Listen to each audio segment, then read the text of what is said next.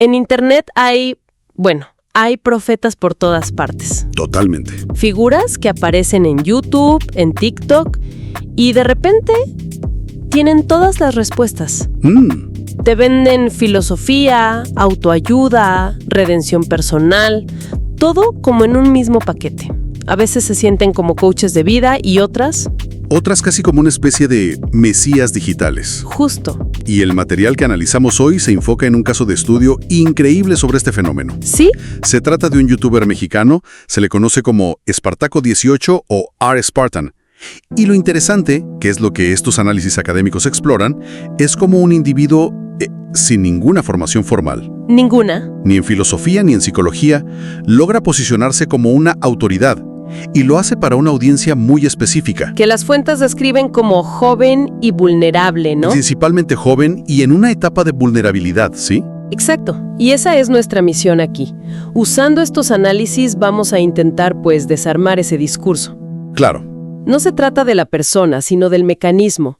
¿Cómo se fabrica la autoridad en línea desde cero? ¿Qué hace que ese mensaje resuene tanto? Y la pregunta más importante que plantean estas fuentes, ¿cuáles son los riesgos reales?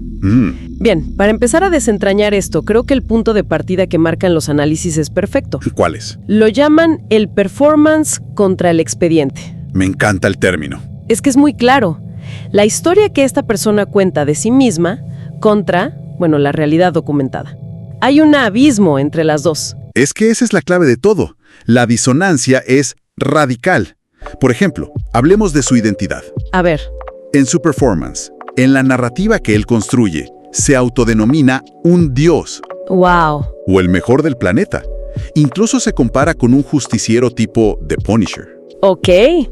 Pero cuando las fuentes revisan el expediente, los hechos, encuentran algo muy distinto. ¿Qué encuentran? Una persona que ha sido víctima repetidamente de engaños en línea, concretamente de lo que conocemos como catfishing. Espera, aclaremos ese término para quien no lo conozca bien. Claro. El catfishing es cuando alguien en Internet finge ser otra persona. Crea un perfil falso para engañar a alguien, para tener una relación, casi siempre con fines maliciosos. Ya. Y según los documentos, a él le ha pasado varias veces. O sea que el autoproclamado maestro de la manipulación Ajá. es en realidad alguien que ha sido sistemáticamente engañado en línea. La ironía es potente. Exactamente. Y este patrón se repite. En su narrativa, él cuenta que su exilio, su gran transformación, fue por una traición amorosa. Una historia casi de villano de cómic. Sí, que lo corrompió y lo unió con la maldad.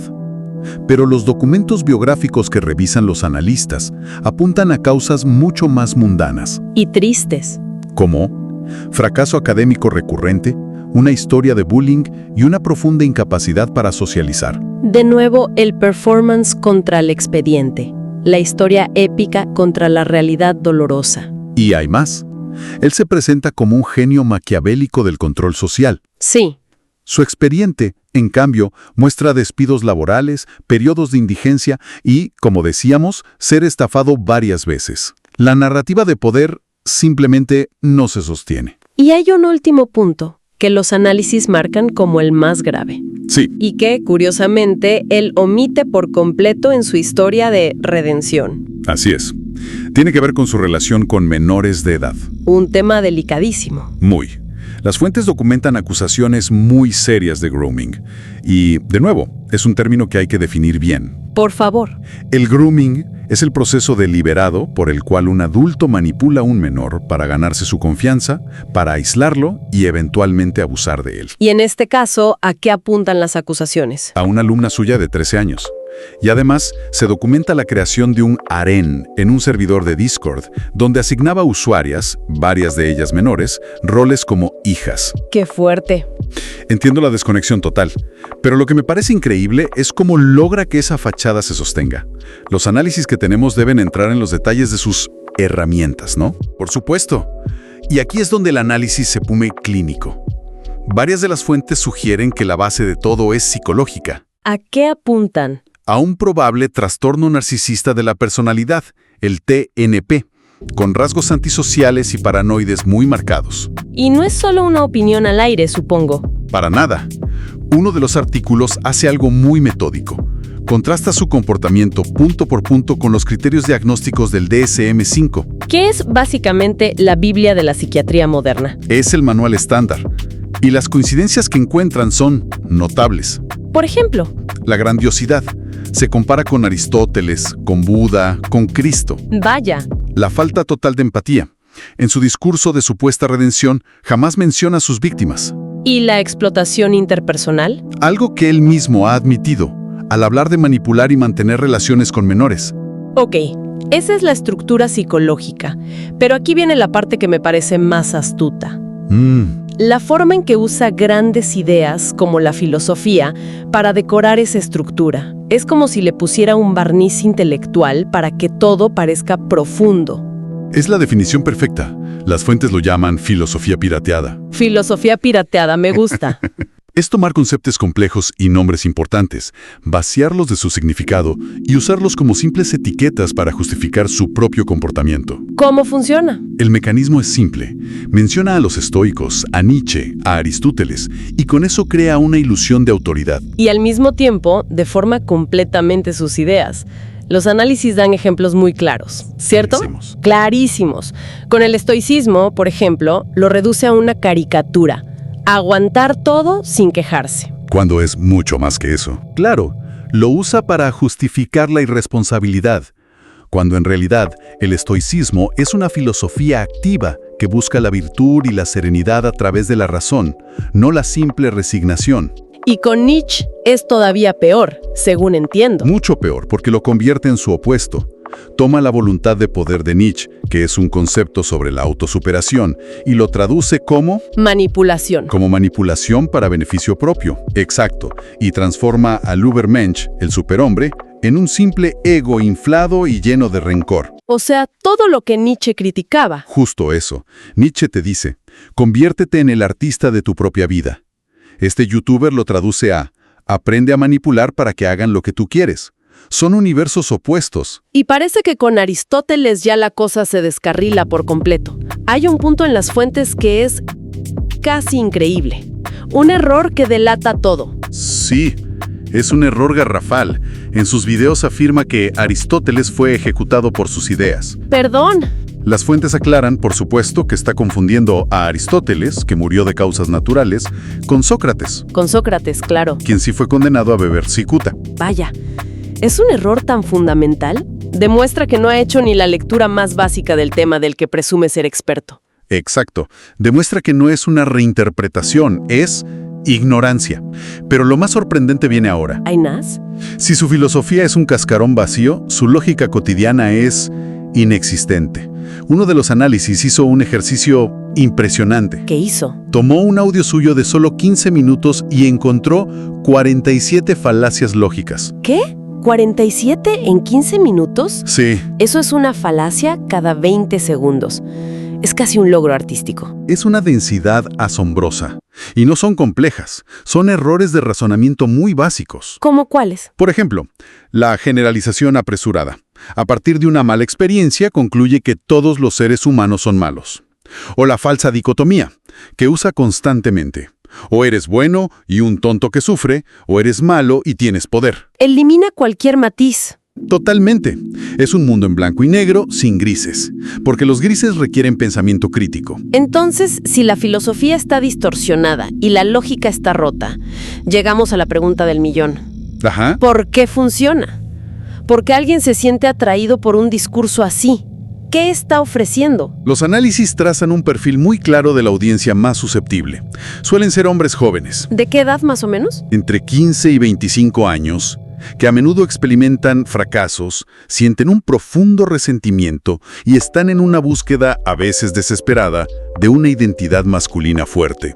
Y él se presenta como el mentor que no tuvieron. Como una figura paterna ideológica, exacto, y les ofrece 3 cosas que son como un bálsamo para ese perfil. A ver. Primero, una explicación simple para su dolor. No eres tú, es el mundo que es mediocre y malo. Te quita la culpa. Exacto. Segundo, un enemigo claro al que culpar. El sistema, las mujeres, la gente normal. Y tercero, Y esto es lo más seductor, les da una identidad de élite. Nosotros no somos como ellos. Somos los lúcidos, los que entendemos.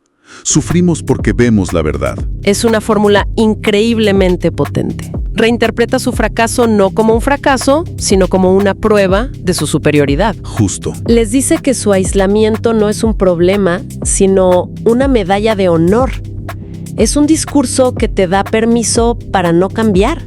Para no hacerte responsable. Y por eso esto ya dejó de ser un simple mal consejo de Internet. Las fuentes son unánimes. Este tipo de discurso es socialmente peligroso. El riesgo es real. Y multifacético. ¿Cuál dirías que es el riesgo principal que identifican? Hay 3 que destacan por su gravedad. El primero es la normalización del grooming. ¿Cómo? Al presentarse como un héroe redimido después de admitir sus actos con menores, el mensaje implícito es que esas acciones no tienen consecuencias graves. O peor.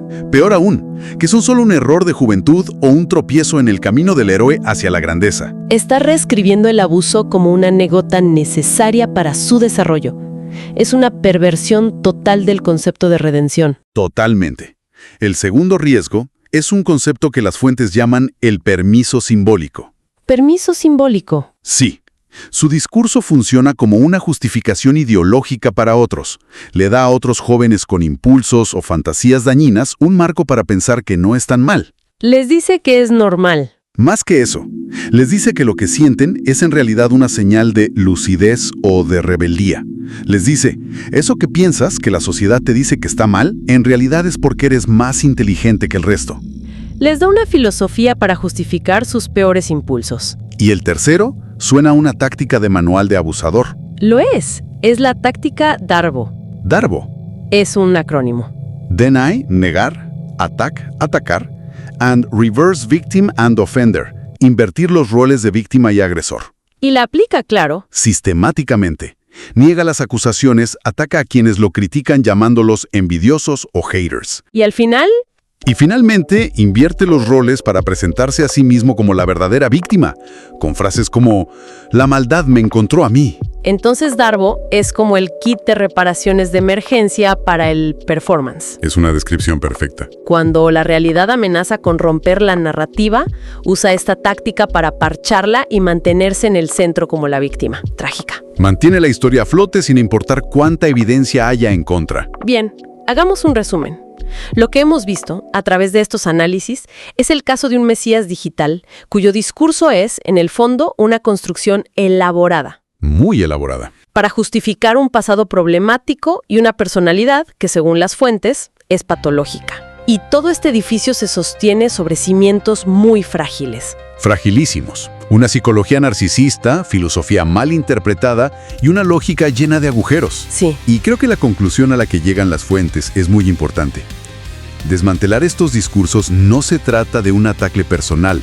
¿Cómo lo plantean entonces? Lo plantean como una necesidad, casi como una intervención de salud pública digital. Me gusta ese concepto. Se trata de equipar a las audiencias vulnerables con herramientas para ver que lo que se les vende como lucidez es en realidad ¿qué es? Lo que un artículo describe como una visión de túnel patológica. Es demostrar que la supuesta cura que se ofrece es en realidad parte de la enfermedad.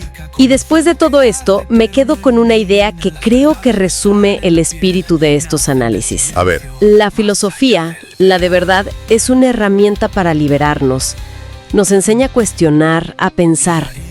Pero lo que hemos visto hoy es cómo, cuando se deforma, se convierte en un instrumento de manipulación. Y muy poderoso. Y eso nos deja con una pregunta clave para esta era.